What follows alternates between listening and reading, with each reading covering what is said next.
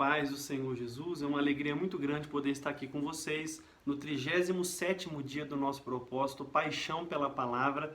Eu quero pedir que você, antes de escutar os apontamentos que eu vou fazer no capítulo, dê o seu joinha aqui em nosso vídeo, curta a nossa página no Facebook e, obviamente, espalhe a boa notícia do Paixão pela Palavra para todos os seus amigos, todos os seus contatos. Vamos envolver muitas pessoas nesse grande movimento de redescoberta da Palavra de Deus. Gênesis 37 vai começar uma das histórias mais extensas da Bíblia Sagrada, a história de José. É um personagem muito querido por todos nós e ele cumpre um papel fundamental dentro do plano que Deus tinha de abençoar as nações e também de preservar uma linhagem eleita, escolhida por ele. A história de José é muito conhecida. Quando ele tinha 17 anos de idade, ele trabalhava ali junto com seus irmãos, cuidando dos rebanhos do seu pai, mas ele tinha uma característica que ele se distinguia dos seus irmãos no seu procedimento, na sua proximidade com o pai. Você observa que o texto bíblico, ele sempre mostra pra gente José um passo à frente dos seus irmãos. E a Bíblia diz que Jacó tinha um carinho muito grande por ele, porque ele era filho da velhice de Jacó, ele era filho de Raquel, que era a mulher que Jacó amava.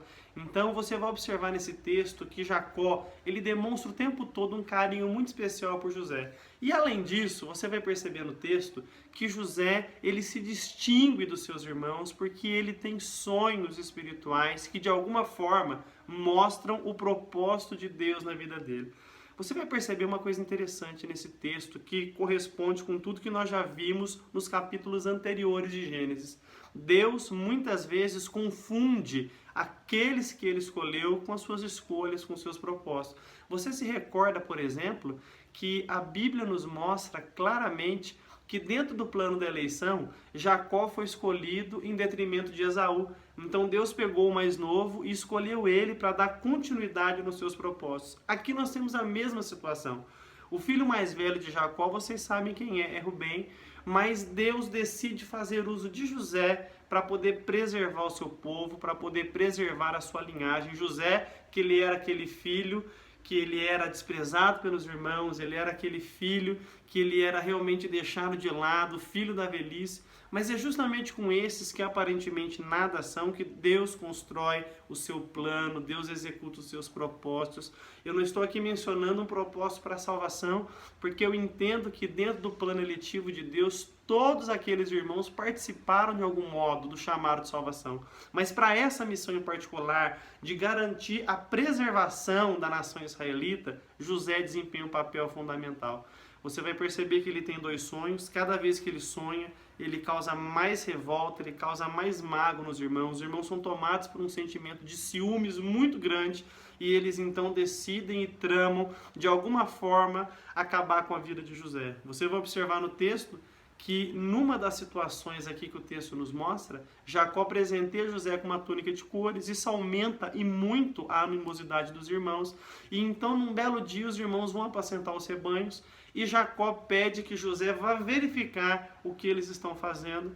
No meio dessa ida dele ao encontro dos irmãos, você vai perceber que eles armam uma emboscada, eles vendem José ali para os ismaelitas, numa caravana de ismaelitas que passavam ali, e José é levado escravo até o Egito, e os seus irmãos tramam uma história terrível para fazer com que Jacó acreditasse que ele havia sido devorado por uma fera.